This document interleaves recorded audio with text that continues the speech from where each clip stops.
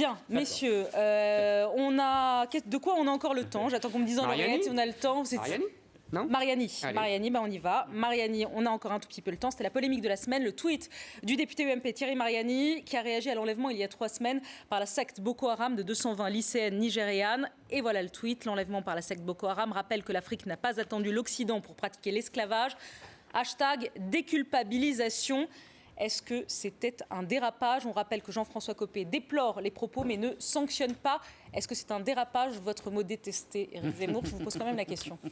Écoutez, d'abord, moi, je trouve que les politiques ne devraient pas aller sur Twitter. C'est ça que je voulais dire d'abord. Mais une fois qu'ils y sont, sur le fond, je pense que non seulement c'est pas un dérapage, mais c'est une vérité historique absolue. Il y a toujours eu, comme dans la Grèce antique d'ailleurs, comme dans la Rome antique d'ailleurs, en Afrique, une société esclavagiste, il y a toujours eu des razzias d'esclaves que les rois africains se piquaient entre eux, etc.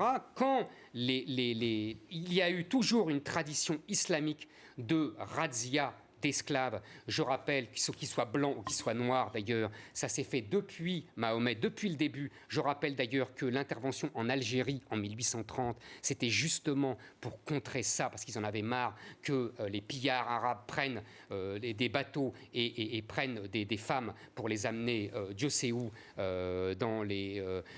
D'accord, donc c'est opportun alors qu'il y a 220 lycéennes qui sont enlevées par Boko Haram. Aujourd'hui, c'est opportun d'écrire ça quand on est un dirigeant politique. C'est d'abord, c'est toujours opportun de rappeler certains faits historiques. Et c'est marrant comme quand on se pose jamais la question quand il s'agit de salir la France et de culpabiliser les Français.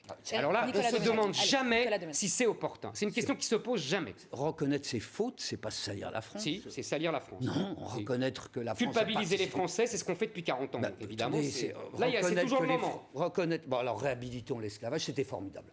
On n'a qu'à dire comme ça. Mais mon cher... Alors, soyons clairs, allons dans votre... L'esclavage... Allons-y. Qui l'a aboli? Quand même. Qui l'a aboli, l'esclavage?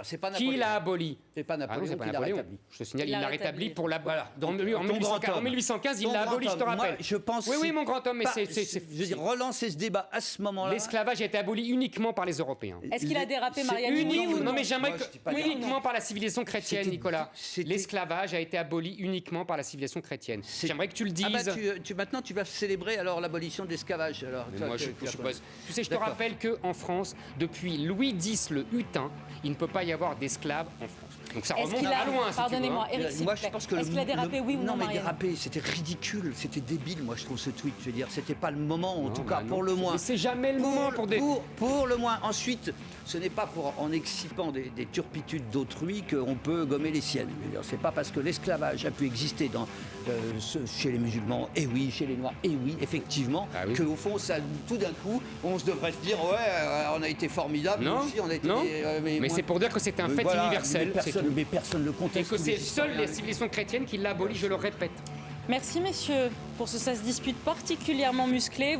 Vous êtes presque concurrents de la télévision jordanienne, là, les deux qui ont renversé la table. Une autre table. Voilà, sur les tables en bois, la semaine prochaine, vous cassez la table.